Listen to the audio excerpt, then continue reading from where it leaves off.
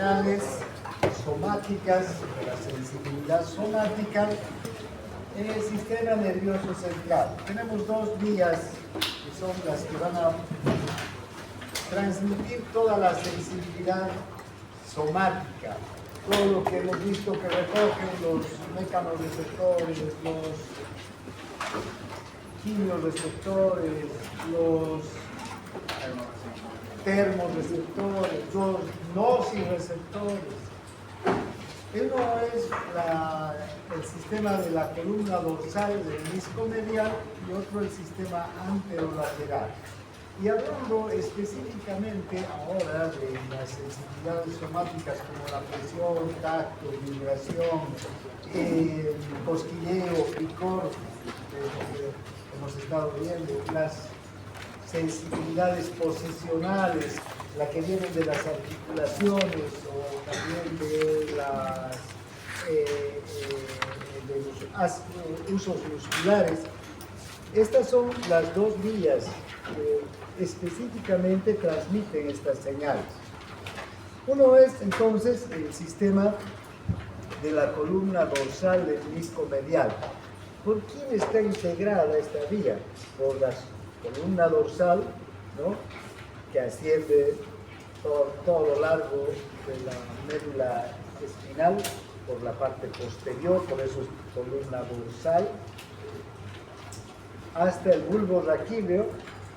Desde el bulbo raquídeo, el menisco medio o cinta de raíz media, y desde esta va a llegar desde el bulbo hacia el tálamo, y hasta qué punto del tálamo va a llegar, hasta el complejo ventrobasal, ventrolateral del tálamo, y luego desde ahí se va a dirigir con una neurona ya de tercer orden hacia la zona somatosensitiva que está en la corteza cerebral.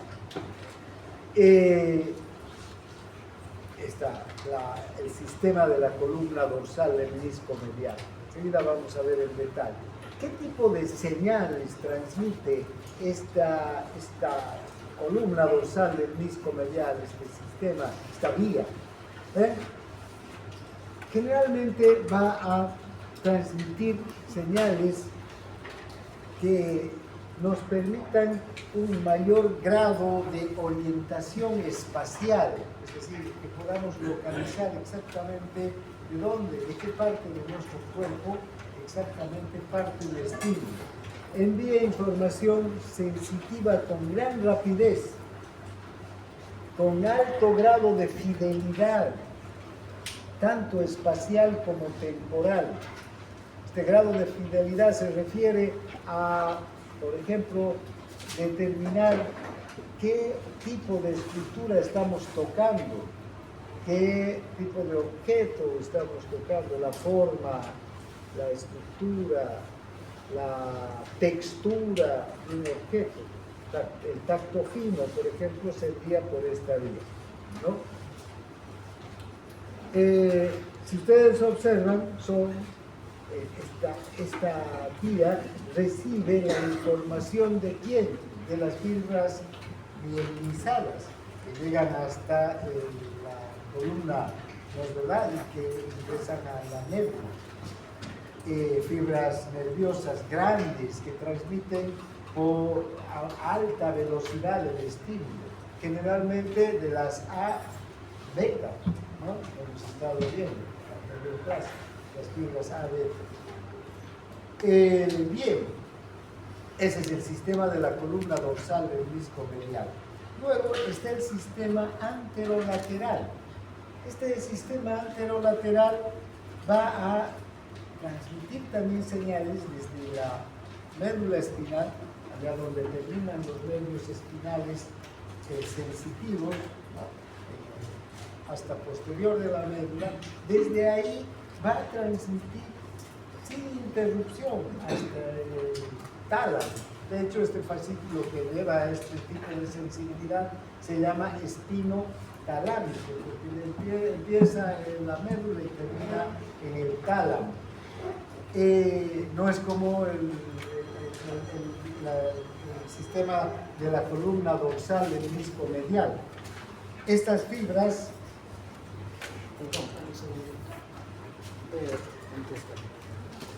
hola.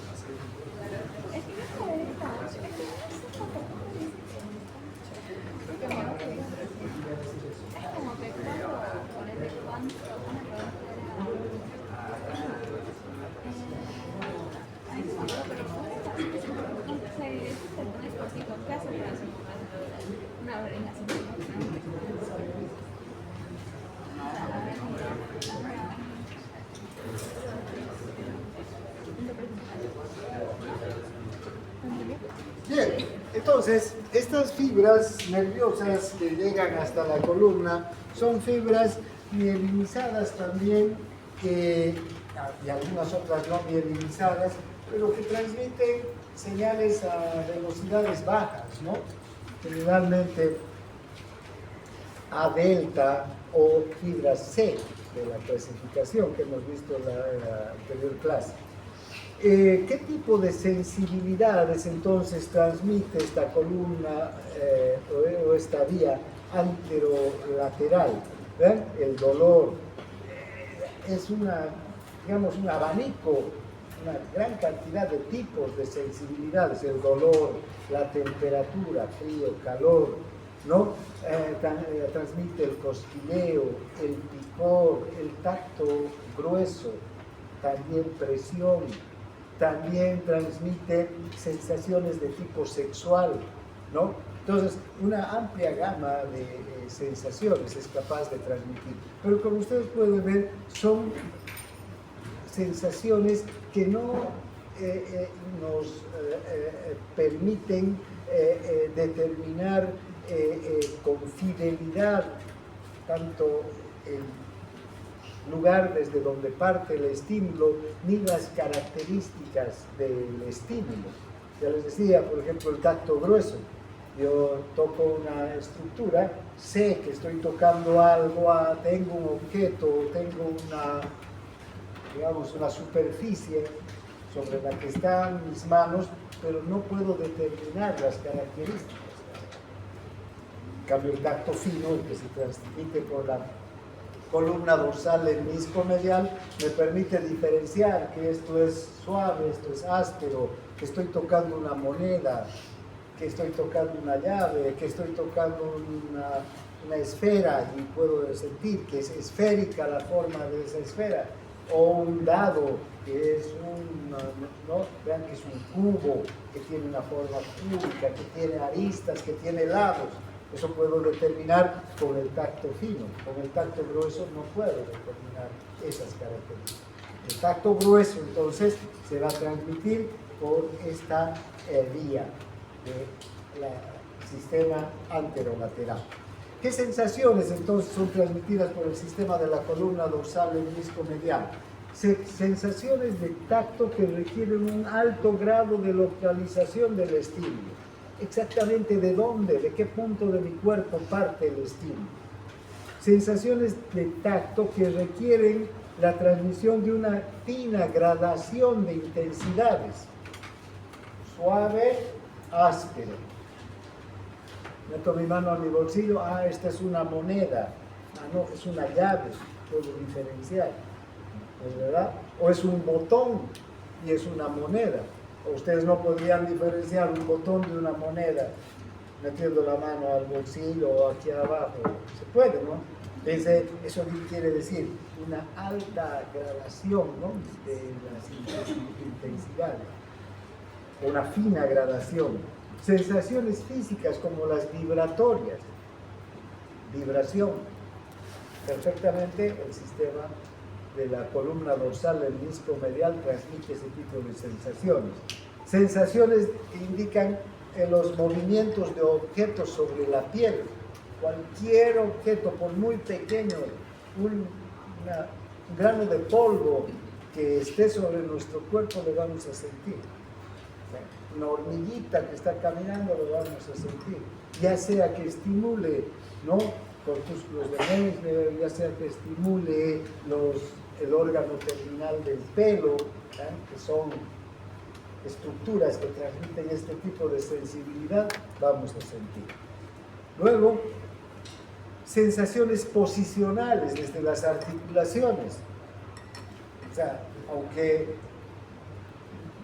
no precisamente están conscientes en nuestra, digamos, mente, estas sensaciones en nuestro cerebro están perfectamente ubicadas, ¿sí? Sé que mis rodillas están dobladas o están extendidas, ¿no? Sé que mis codos están doblados y ahora sé que están extendidos. Y no porque estoy viendo, puedo no estar viendo, sé que están extendidos y sé que están doblados. ¿Por qué? Porque estos receptores están enviando el ángulo de rotación del codo a través de un nervio, ¿no?, sensitivo a delta hasta la médula espinal, y en la médula espinal la columna dorsal que recoge y la sube ¿hasta dónde? Hasta la corteza cerebral, ¿no? Ya. Sensaciones de presión también que tengan que ver con una gran finura en la intensidad. Ropa que me coloco. Además, recuerdan estos receptores de tacto fino, de presión fina, como los corpúsculos de Merkel, de Pacini, se adaptan rápido, ¿sí? Son receptores que se adaptan inmediatamente. Bien, entonces, ahora, ¿cuáles son las sensaciones que transmite el sistema anterolateral? Dolor, calor, frío, tacto, presión, groseras, gruesos, sensaciones de cosquilleo, de picor, sensaciones sexuales, una amplia gama de sensaciones. Ahora hablaremos de la transmisión por el sistema de la columna dorsal del menisco medial. Y hablaremos primero de la columna dorsal del menisco medial y luego del sitio a donde llegan estas sensaciones, que es la corteza somatosensitiva. Bien, vean, aquí hay un corte de la médula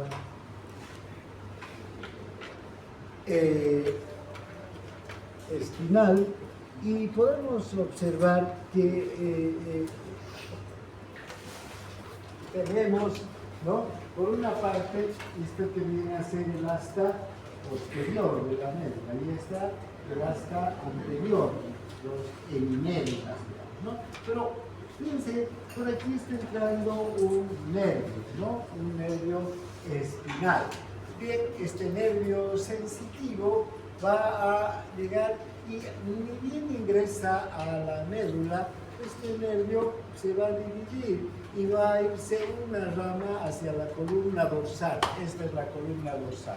Esta rama va a ascender hasta el bulbo raquídeo, ¿sí? Va a ser sinapsis con neuronas que están aquí y esas neuronas ascienden hasta el bulbo raquídeo. Pero a su vez también hay otra rama que va a hacer conexión con interneuronas, neuronas pequeñas que están en la médula, que conectan áreas de la médula o con la zona motora o con la médula izquierda. Entonces son interneuronas que van a tener conexiones al mismo nivel de la médula, o algunas neuronas que van a partir y van a ingresar también hacia la columna dorsal, neuronas de axón más largo que van a ingresar a la columna dorsal y van a subir hasta el bulbo raquídeo, ¿ya? Bien, entonces estas dos ramas, izquierda y derecha, si quieren, vean, el nervio raquídeo ingresan por el asta posterior. Primero una se va a ir directamente a la columna dorsal y otra va a ingresar y va a hacer conexión con interneuronas, con otras neuronas que están en la médula. Pero estas neuronas, a su vez, van a tener algunas axones largos que van a volver a ingresar a la columna dorsal y van a seguir ascendiendo. Bien, ahora, ¿dónde he venido? ¿Dónde estoy? Aquí, ¿no? Vale. ¿Qué pasa? Aquí. Ahora, ¿qué ocurre? Fíjense, este sistema dorsal hemiscomedial, entonces, como ustedes pueden ver, entonces entran las neuronas, las fibras nerviosas y en los diferentes segmentos medulares van a ir ascendiendo. Una vez que están entonces en la columna dorsal, ya los fascículos de la columna dorsal ascienden hasta el bulbo raquídeo. Aquí están los dos núcleos dorsales, el núcleo cuneiforme y el núcleo gracil, ¿no? O núcleos de Gold y de Burdas también que se llaman.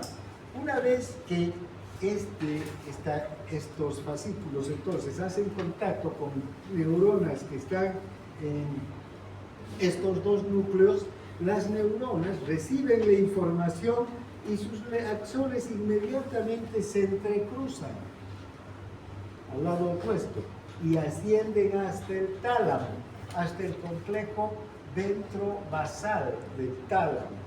En el complejo ventrovasal del tálamo hacen sinapsis con una neurona de tercer orden.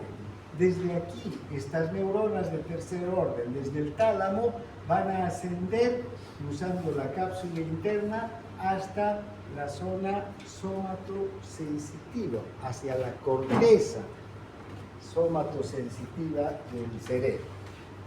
Una vez que llegan a la corteza somatosensitiva, estas neuronas se van a dirigir a diferentes puntos, a diferentes lugares de la corteza somatosensitiva, dependiendo desde dónde están trayendo la información. Si son neuronas que están trayendo información que han sido recogidas, por ejemplo, en las extremidades superiores, las manos, en los dedos, ¿verdad? Por los nervios raquídeos, van a ir hasta dónde, hasta la médula.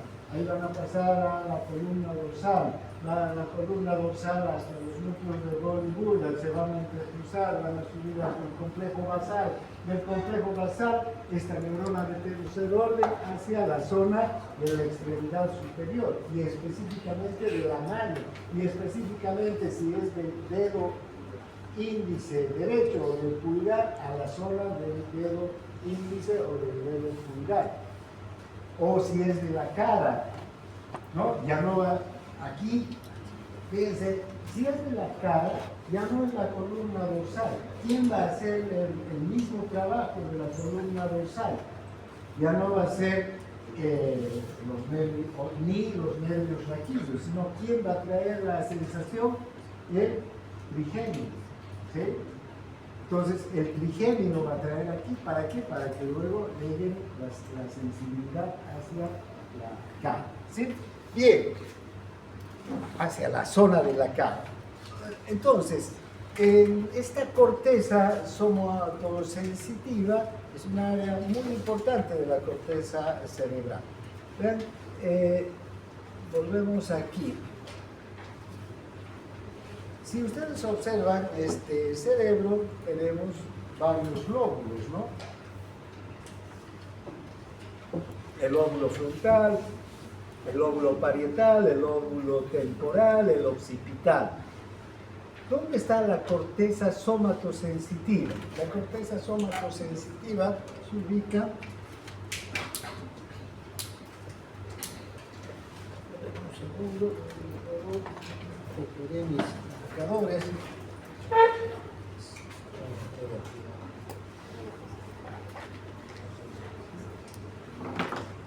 ¿Dónde está la corteza somatosensitiva? Aquí.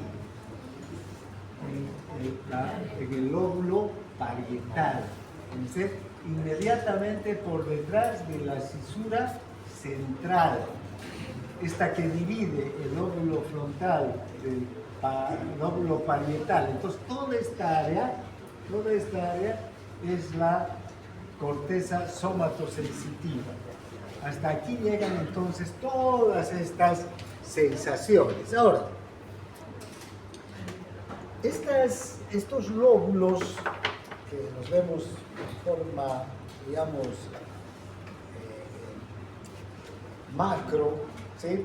En realidad están subdivididos en áreas más pequeñas, ¿sí? Estas áreas pequeñas se llaman áreas de Brodmann.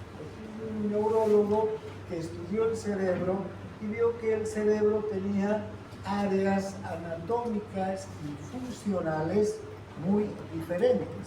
Si nosotros observamos un cerebro fuera, el cerebro, la masa cerebral nos parece exactamente la misma, ¿no? La materia gris, si hacemos un corte con materia gris que tiene 1 milímetro más o menos, a ver también de la materia blanca, no vemos diferencias.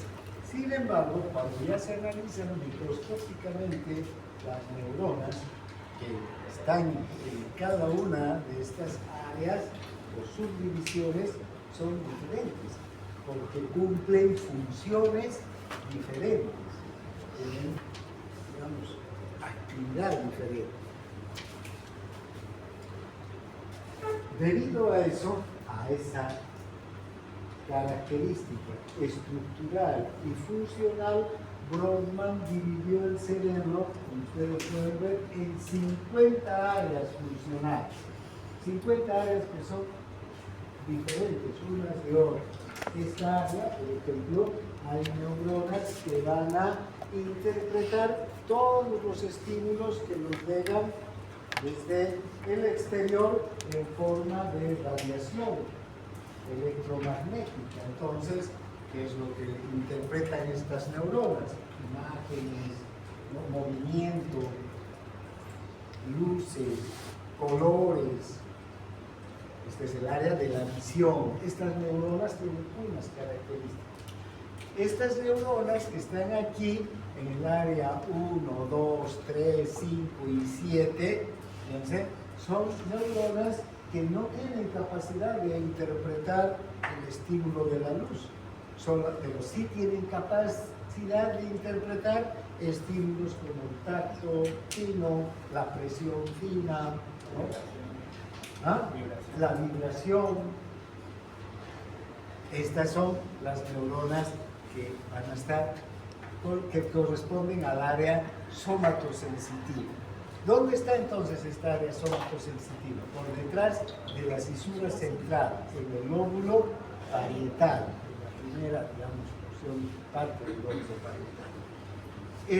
Estas neuronas entonces van a ser además diferentes de las que están en las áreas 4 y 6. Estas dos áreas son las que se conocen como áreas motoras. Estas neuronas, en vez de descifrar significados sensitivos, lo que hacen es enviar órdenes. ¿Para qué? Para que se ejecuten los movimientos. Entonces, también son neuronas diferentes, tanto en su estructura como en su funcionalidad. Bien, o estas otras neuronas que están en las áreas 8, 9, 46, 10, que van a procesar pensamiento, ¿no es verdad? Van a procesar los niveles más altos de funcionamiento del sistema nervioso. Entonces, estas áreas lo que nos indican es que nuestro cerebro tiene lugares específicos para interpretar y procesar información sensitiva, información motora, áreas de integración de estos tipos de sensibilidad. Bien, entonces, veamos un poco más de cerca ya el área somatosensitiva. ¿Qué áreas de Brodmann integran el área somatosensitiva? Las áreas 1, 2, 3 y las áreas 5 y 7. Las áreas 1, 2 y 3 son las áreas somatosensitivas primarias y las áreas 5 y 7 son las áreas somatosensitivas de integración, ¿sí? De asociación. ¿Qué significa esto? Que en el área 1 y 2 y 3, o hasta el área 1 y 2 y 3, llegan los estímulos provenientes de los receptores sensitivos que están distribuidos en el cuerpo, ¿no? Hasta ahí llegan las sensaciones. Esas neuronas son capaces entonces de detectar el tacto fino, la presión fina, la vibración, el tacto fino que parte de mi dedo índice o que parte de mi dedo pulgar o de mi dedo meñique, ¿no? Específicamente. Pero esta interpretación es aislada, ¿sí? Solamente lo que está llegando de aquí. Fíjense, cuando yo toco una superficie, puedo, además ver y veo que la superficie que estoy tocando es brillante, es blanca, ¿no? Que la superficie esta se parece a otra superficie que está en el curso de al lado. Entonces, hay un área de integración necesaria que integra las diferentes sensibilidades. Esas áreas o de asociación son el área 5 y 7. Estas áreas son ya de asociación secundaria. Quiere decir que van a integrar diversos tipos de sensibilidad para que podamos tener una interpretación más global y no una interpretación aislada de lo que estamos sintiendo. E incluso vamos a ver que aquí en el área de Wernicke o área de interpretación terciaria se interpreta ya con mucho más, digamos, globalidad todas las sensibilidades que mezcladas con recuerdos, con capacidad de comunicación, etc. Porque no solamente las sensaciones que llegan al cerebro nos están dando una información que nos sirve en este instante para actuar o para guardarlo, sino una información que podemos integrar con otras, que ya las tenemos guardadas en diferentes lugares del cerebro, ¿sí? En diferentes regiones de la corteza cerebral. Bien, entonces, en cuanto a lo sensitivo, después vamos a hablar del área de Wernicke, estamos hablando de la integración del motor y sensitivo, pero ahora nos contentaremos con hablar de estas áreas, ¿sí? De las áreas primarias y de las áreas de asociación. Bien, ahora vamos a tener las áreas somatosensitiva 1 y la área somatosensitiva 2. Estas dos áreas que no son la de primaria y la de integración. Estas dos son áreas primarias, área somatosensitiva 1 y área somatosensitiva 2. Vean, están ubicadas en el lóbulo parietal anterior. ¿Vean? Si este es el lóbulo parietal, esta es la cisura de quién? Sí, y esta la central. No, sí, ¿no ven? La central y esta otra la cisura central es esa, y la de Silvio es esta otra, ¿no es verdad? Sí. Entonces, esta es la cisura central, o de Rolando, y esta es la de Silvio. Entonces, fíjense, están entre la de Rolando y la de Silvio, ¿no? ¿Ah, no se ve?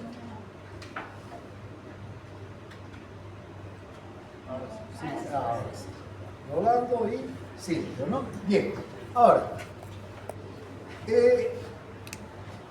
fíjense, si ustedes observan entonces, en cada sector del área somatosensitiva 1 está el nombre de alguna parte de nuestro cuerpo, ¿sí? El tórax, el cuello, las manos, los dedos, la lengua, el abdomen en el área somatosensitivo 1. En el área somatosensitivo 2, los pies, los brazos, la cara. ¿Qué quiere decir esto entonces? Que, como les decía hace un momento, esas señales que recogen nuestros dedos, por ejemplo, ¿hasta dónde van a llegar? A esta área. Y no van a llegar aquí.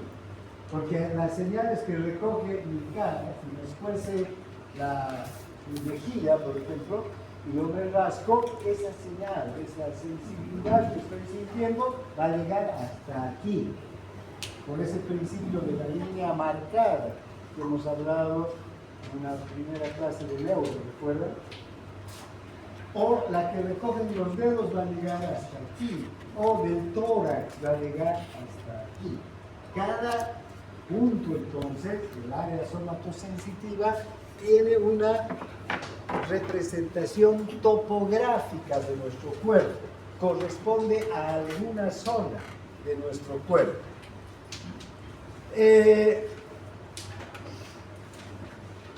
Fíjense, en el área somatosensitiva 1 entonces están localizadas las distintas partes corporales, ¿no? El muslo, tórax, cuello, el hombro, la mano, los dedos de la mano, el abdomen. ¿A qué áreas corresponden toda esta zona? Área somatosensitiva 1, 2 y 3, ¿ya? Luego tenemos el área somatosensitiva 2, esa parte verde. ¿Qué partes, qué lugares de nuestro cuerpo están localizados en estas áreas? La pierna, el brazo, la cara, ¿no? Bien, ahora, vean esta distribución. Si hacemos un corte sagital en la corteza somatosensitiva, vean, ¿qué les llama la atención de este dibujo? De este grafo. ¿Ah? Los músculos.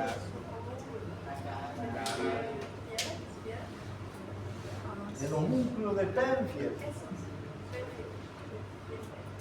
¿Qué cosa pero les llama la atención?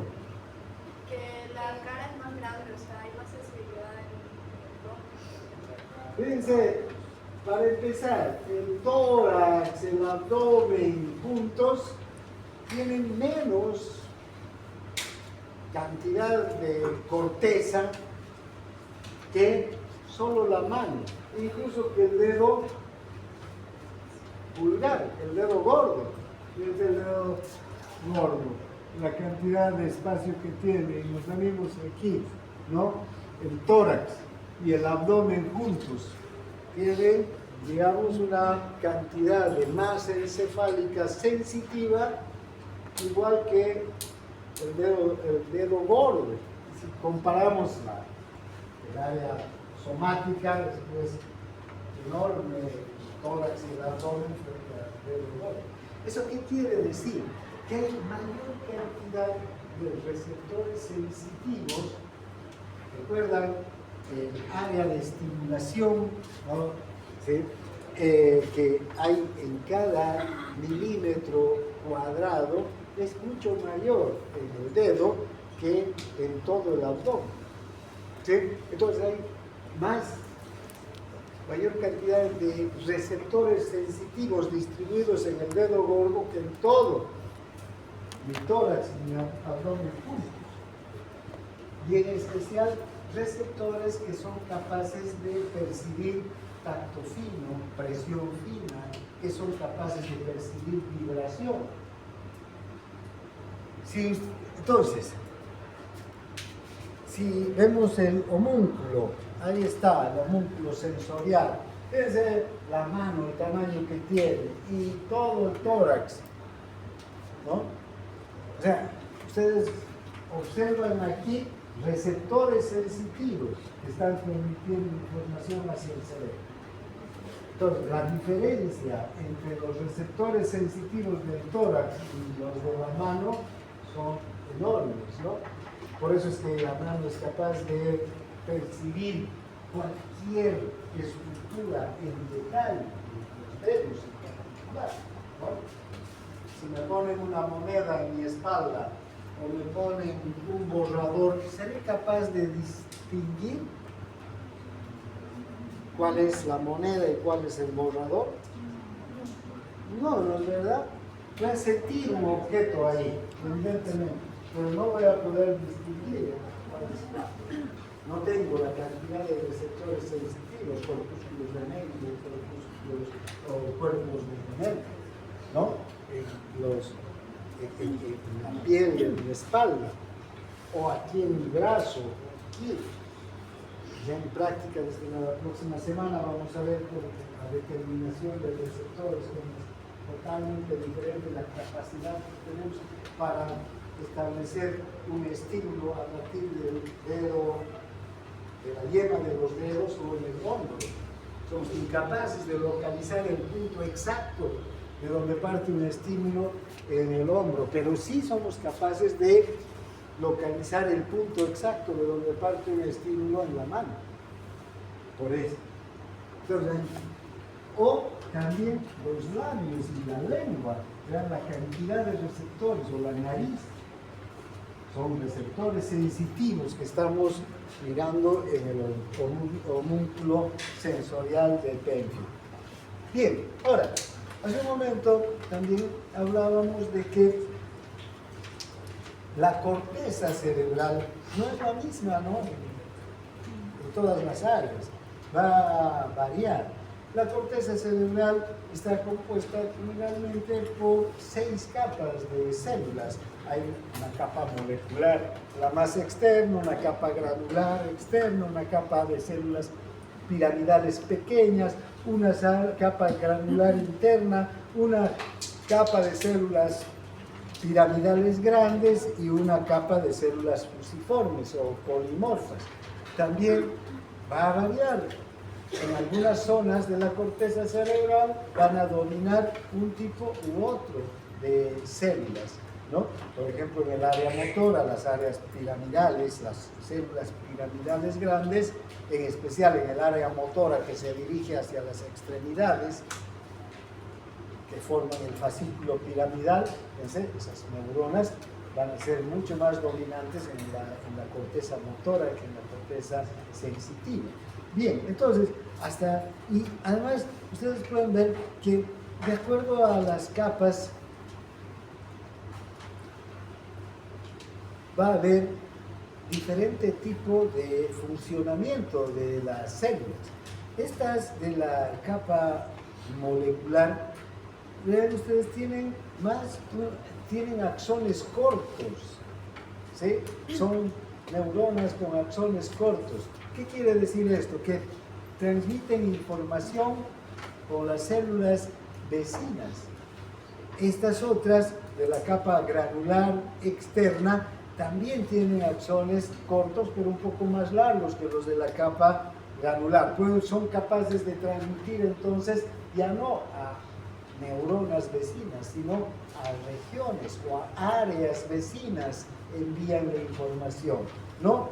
Las células piramidales pequeñas ya son células que tienen axones también más largos, y estos axones ya no van a comunicar solamente entre neuronas que están digamos, no van a tener una comunicación horizontal, sino una comunicación vertical. Van a salir, digamos, los axones, van a ir hacia otras estructuras, ¿sí? O van a llegar también axones desde otras estructuras para comunicarse con estas neuronas.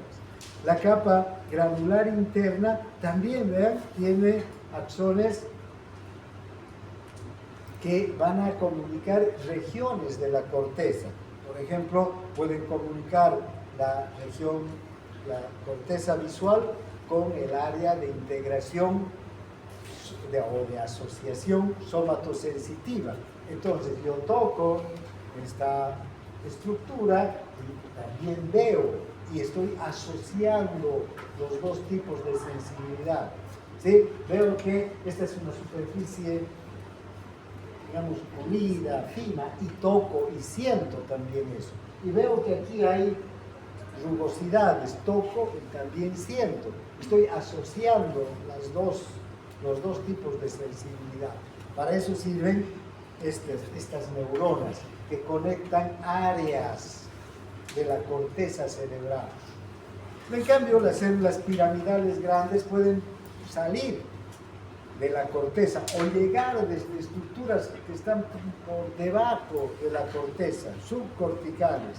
¿Desde dónde? Desde el tálamo, ¿no? Desde el cerebelo, desde estructuras que son lejanas. O comunicar los dos hemisferios cerebrales a través del cuerpo calloso, ¿no? Piensa como las estructuras, entonces, las neuronas que están en las diferentes capas de la corteza cerebral y de la corteza somatosensitiva en particular, porque ahora estamos hablando de esta corteza, tienen diferentes funciones también para comunicarse entre sí y tratar de interpretar mejor los diferentes tipos de sensibilidad. Ahora, ¿cuáles son las funciones del área somatosensitiva? ¿Qué pasa si no tendríamos corteza somatosensitiva? Si tenemos un accidente y desaparece la corteza somatosensitiva, ¿vamos a morir? No. Ya, ¿no? Puede ser, quedado dañada y no vamos a morir. Sin embargo, vean, nosotros seríamos incapaces de localizar sensaciones de forma diferenciada en cualquier parte de nuestro cuerpo. No podría yo sentir si me están apretando o me están haciendo una caricia en mi espalda o en mi brazo. No podría sentir la sensación diferenciada. Tampoco podría, tal vez, apreciar un grado crítico de presión sobre las diferentes partes de mi cuerpo. Si la presión es fuerte, si la presión es débil, la fuerza que está, ¿no? Aplicándose sobre cualquier parte de mi cuerpo. Tampoco podría valorar el peso de los objetos. ¿Sí? En este momento tengo este marcador, tiene un peso. Agarro el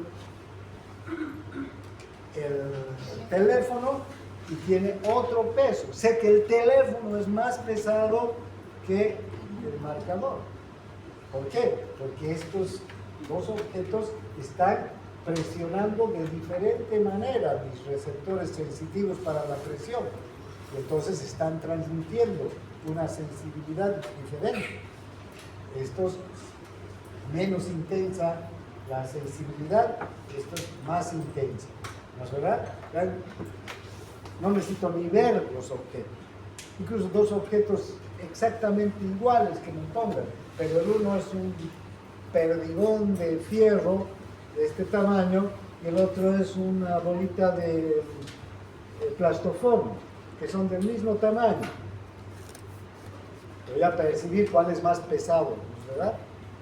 ¿Por qué? Por la presión que ejerce cada objeto sobre mis receptores sensitivos. No podríamos apreciar eso, no sabríamos cuál es más y menos pesado. No podríamos valorar la forma ni la configuración de los objetos. Agarro este celular, tengo un objeto. Agarro este marcador, tengo un objeto. Pero no podría decir si este es cilíndrico, ¿no? O que este es aplanado, que tiene ángulos. No podría valorar la forma del objeto. Y finalmente no podría valorar la textura de los objetos, si es grueso, si es áspero, si es fina, si es suave, no podría. Podría tocar una superficie de lo más áspera y otra de la más fina, como digamos la pantalla del celular, y no podría diferenciar esa textura de los objetos. ¿Vean? ¿Podremos vivir sin esta sensibilidad? Podemos, pero no podríamos desarrollar la mayor parte de nuestras actividades, porque necesitamos tener información sobre todos estos tipos de sensibilidad, ¿no? Bien. Ahora, ven, el área 5 y el área 7 de Brodmann van a formar lo que es el área de asociación somatosensitiva. Está en la corteza parietal detrás del área somatosensitiva 1 y por encima del área somatosensitiva 2, ¿no? Esta área se encarga entonces de descifrar, como dice, los significados más profundos de la información sensitiva. O sea, integra diferentes tipos de sensibilidad, combina la información que viene de diferentes partes de nuestro cuerpo y que llegan a diferentes áreas y a través de esas neuronas que tienen axones que conectan un área con otra, intercambian información. Esa es la función del área somatosensitiva. Fíjense de dónde recibe señales el área somatosensitiva. Del área somatosensitiva 1, del área somatosensitiva 2, el área de asociación, o sea, desde el área 1, 2 y 3 de Brodmann, ¿no es verdad? Desde ahí está recibiendo información. Pero además, desde los núcleos ventrobasales del tálamo, directamente desde el núcleo ventrovasal, sin llegar a la corteza somatosensitiva, desde diferentes zonas del tálamo, hasta donde llegan, por ejemplo, sensaciones de dolor o de tacto grosero, desde la corteza visual, desde la corteza auditiva. Entonces vean cómo integra, combina la información desde diferentes áreas.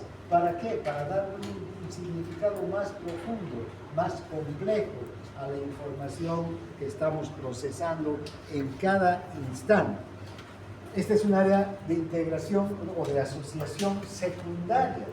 Todavía más allá vamos a ver los áreas de integración o de asociación terciaria, que son más complejas todavía porque reciben señales de otras zonas, de la corteza prefrontal, del área motora, ¿no? O sea, ahí sí ya tenemos la información completa para tomar una decisión adecuada. Bien.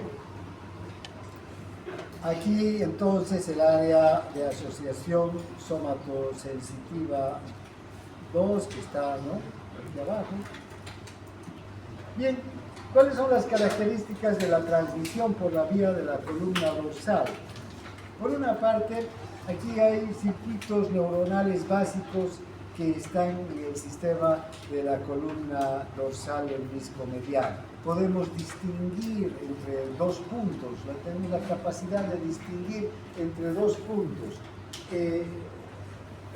Si ponemos un compás, esto lo vamos a dejar casi para la práctica, porque esto lo vamos a ver en práctica. Si ponemos un compás, las dos puntas del compás son del dedo, la yema, de cualquier dedo, vamos a poder identificar perfectamente que hay dos puntas que nos están presionando sobre el dedo, el compás cerrado. Si el mismo compás cerrado lo pongo en la palma de mi mano, ya no voy a tener esa capacidad. Va a parecer que es un solo punto que está siendo estimulado. Voy a abrir un poco el compás, va a haber una distancia mayor entre los dos puntos. Entonces recién voy a percibir que hay dos puntos. Pero si con esa misma distancia aplico el antebrazo, voy a sentir que es un solo punto que me está presionando. Tengo que abrir más todavía el compás para sentir que hay dos puntos. Y si esa distancia me aplico en mi espalda, voy a sentir como si fuera un solo punto. ¿Sí? Tengo que abrir más todavía el compás para poder diferenciar dos puntos que están sobre un espalda. Luego, aquí hay un efecto de inhibición lateral intenso. ¿Recuerdan lo que es la inhibición lateral? Son esos circuitos inhibidores que acompañan a las neuronas excitadoras que están llevando información sensitiva, motora. ¿Para qué sirven esos circuitos de inhibición lateral? Para que la información no rebase, ¿no? La excitación no rebase la capacidad del sistema.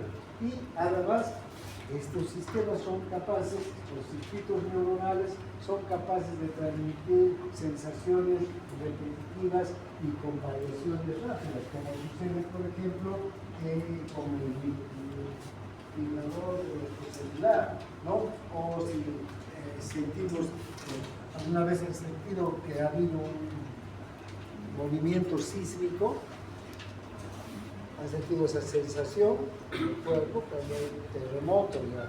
¿No? Aquí en Santa Cruz no hay terremoto, pero ha habido varios movimientos sísmicos. El año pasado ha habido uno, ¿no? Y se siente. O si tiene un celular en su bolsillo. ¿Ah? Cuando el puente se mueve, ¿verdad? O al pasar, ustedes están parados ahí en la pasarela y están pasando los sistemas, se mueven, sentimos. Ese es capaz, nuestros receptores sensitivos son capaces de recibir esa información y transmitirla a la corteza somatosensitiva. Esta corteza somatosensitiva es capaz entonces de percibir y de recibir esas señales. Vean, este es el circuito neuronal básico de la columna dorsal del menisco mediano. ¿Eh? Y vean cómo aquí, ¿qué tenemos? Recuerden este tipo de circuito que es de divergencia, ¿no?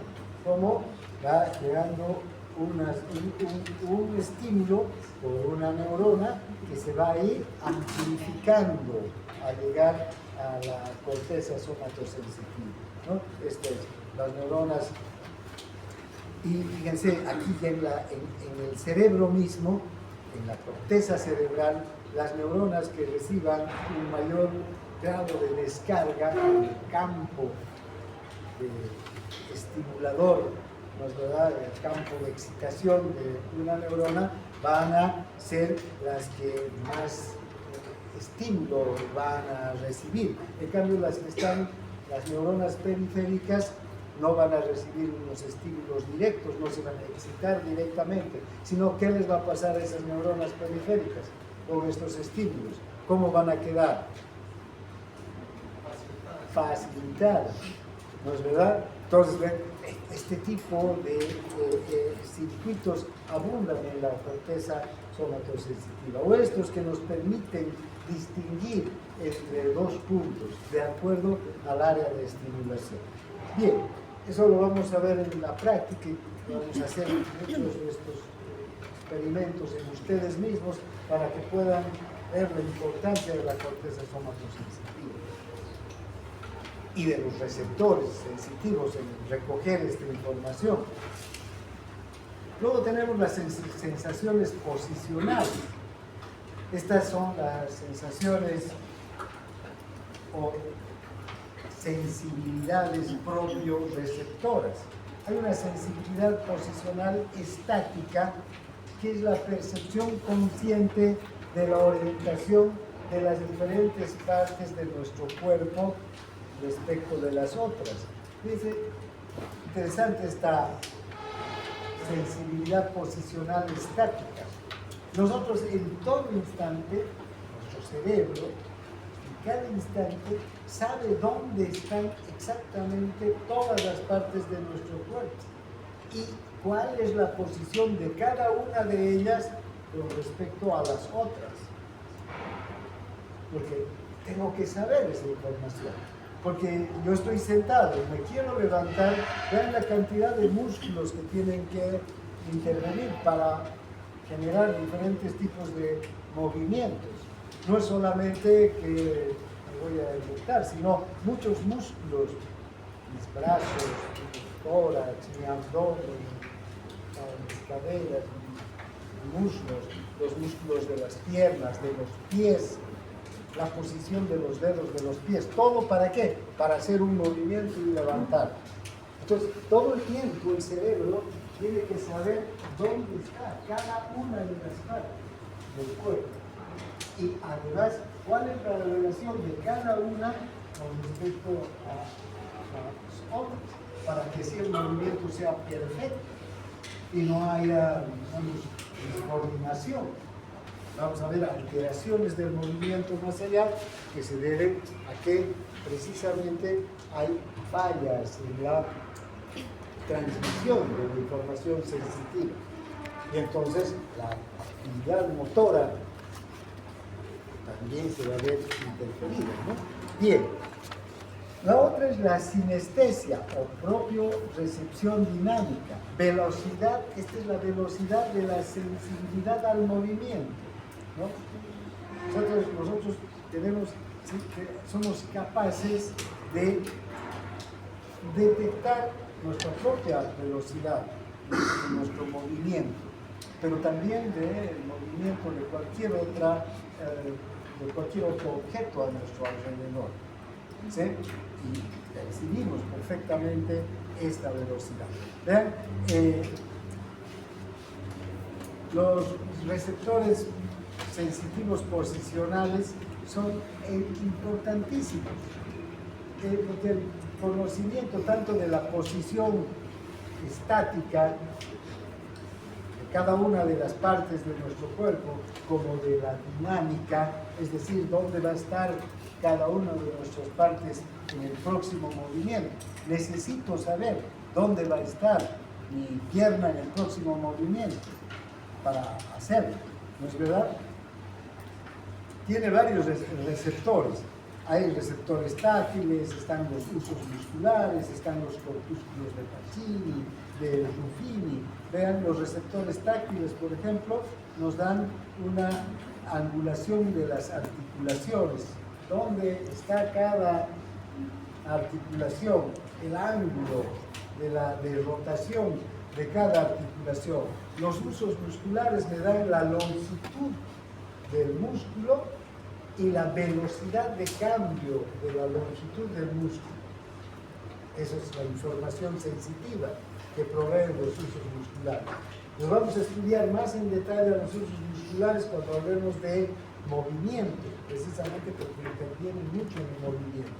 Y los corpúsculos de Pacini, de Ruffini, el órgano tendinoso de Golgi, que también están a nivel del tendón, ¿sí? Y que me van a dar una información de la tensión de los tendones y de la velocidad de cambio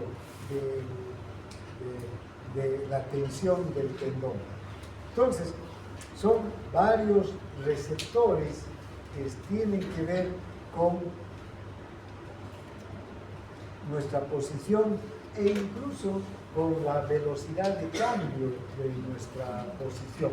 Entonces, la posición estática y la posición dinámica.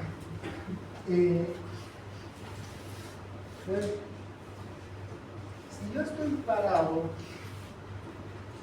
y el clima, digamos, el viento es mínimo, ¿sí? No siento el viento, ¿no? No voy a sentir el roce del aire con mi cuerpo. Pero cuando corro, ¿qué voy a sentir? El aire está chocando contra mi cuerpo. Generalmente cuando corremos, hay receptores que perciben el choque del aire con nuestro cuerpo. ¿Para qué nos sirven esos receptores? En ese momento, cuando estamos corriendo.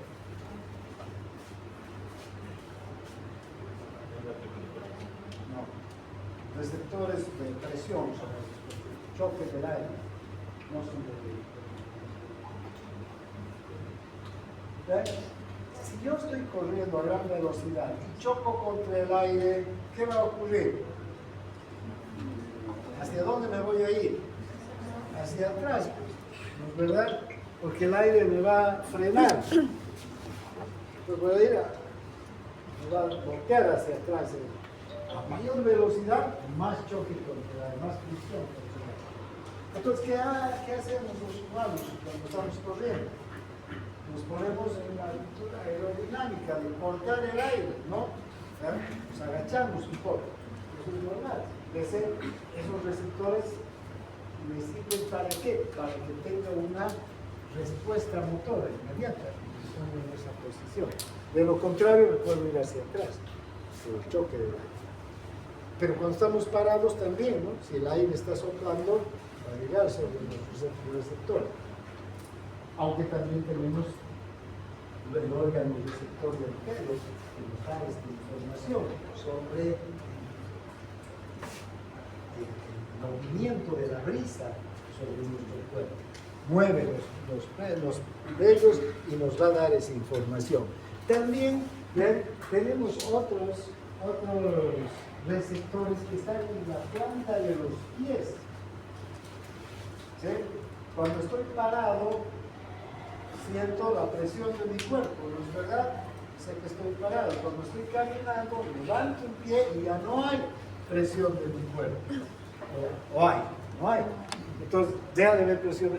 Doy el paso, entonces fíjense, también esos receptores sirven para avisar al sistema cuál es la posición de cada uno de nuestras extremidades. No solamente entonces están el órgano pegminoso del gol, no solamente está el uso muscular, no solamente están los receptores que están en las articulaciones, que son esenciales para conocer la ubicación de cada una de las partes de nuestro cuerpo, de cada milisegundo, dónde se encuentran y cómo están con relación al resto, sino también este otro tipo de receptores que ayudan a que tengamos una información completa, global, ¿no? Vean qué cantidad de información recibe el área somatosensitiva entonces en cada instante, ¿no? Todos estos receptores no se adaptan nunca, están transmitiendo todo el tiempo la información porque nuestro cerebro necesita de esa información para la próxima decisión que vaya a tomar. Bien, la transmisión por el sistema anterolateral, entonces, ya hemos visto que está encargada también de señales ascendentes sensitivas, que son señales que no requieren una localización diferenciada, tampoco una distinción de la gradación de intensidades ni de texturas, son señales gruesas, groseras, tacto grosero, presión gruesa, dolor, temperatura, sensaciones sexuales, cosquilleo, picor, son los que transmiten esta modalidad. ¿Ven? También, entonces, un nervio sensitivo C o A delta, lleva la sensación hasta la médula espinal. Ahí, en el asta posterior de la médula espinal, entonces va a recibir esta información el vesículo espinotalano. Ahora ven cómo sucede aquí.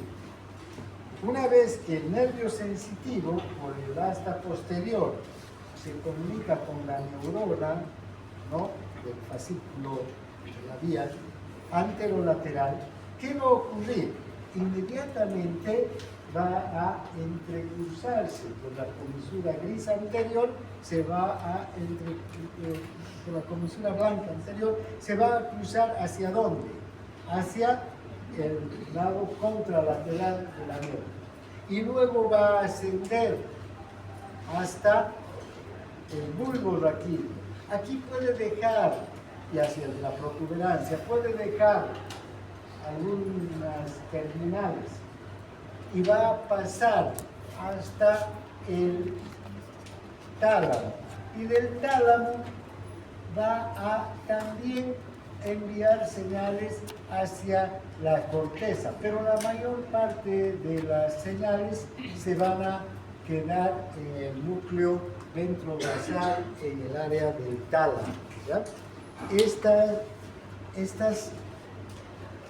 Esta modalidad entonces sensitiva, o estas modalidades sensitivas, dolor, temperatura, cosquilleo, picor, se transmiten por esta vía, que es el recorrido, como ustedes pueden ver, diferente que la vía de la columna dorsal del menisco mediano. Esta vía no tiene paradas prácticamente hasta el tálamo, ¿no? Desde la médula hasta el tálamo. No hay núcleos de Gol, de Burdas, se entrecruza a la entrada, no se entrecruza en el bulbo, como la vía de la columna dorsal del menisco mediano. ¿Qué características tiene esta vía? ¿No? La velocidad de transmisión es lenta, llega entre 8 a 40 metros por segundo. El grado de localización de las señales es escaso. ¿Sí? Cuando les pica a ustedes, sienten que les pica en un punto preciso o en una zona. En una zona, ¿no? Y de hecho nos rascamos todo en una zona. Cuando sentimos cosquillas, ¿es cosquilla en un punto o es en una zona? Una zona. ¿Sí? El mismo dolor, y hay una modalidad del dolor lento que es difícil localizar de dónde parte el dolor visceral en especial. Hay un término, dolor de estómago. Me duele el estómago, se dice, ¿no? Ustedes van a ver que el paciente les va a decir, les duele el estómago. Para que ustedes sepan de dónde parte el dolor, primero le van a tener que decir que les apunte al paciente, a ver dónde duele el dolor.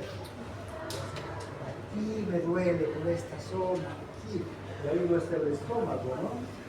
Puede ser hígado, puede ser, pero también va a ser grande. Entonces, fíjense, hay que recurrir después de que el paciente nos está indicando a maniobras. Eso van a aprender en semiología, el tacto, ¿no? Empezar a tocar, a hacer maniobras, buscar puntos dolorosos para recién tratar de ubicar desde dónde estará partiendo, desde qué órgano estará partiendo exactamente el dolor. Porque incluso puede decir, me duele por aquí, ser un problema renal, ¿eh?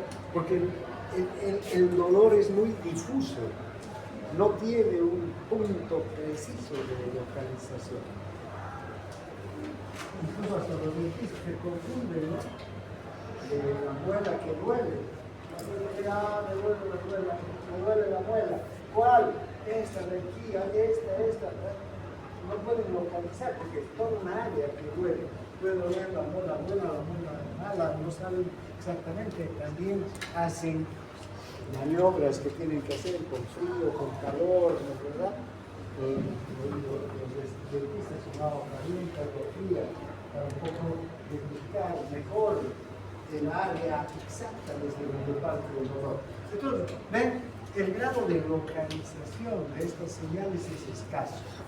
No es tan exacto como el área de localización de las señales que se transmiten por el sistema de la columna dorsal del menisco medial. La gradación de la intensidad es poco precisa, ¿no? Ya sabemos, hay presión sobre mi cuerpo, pero no sé si es mucha o poca.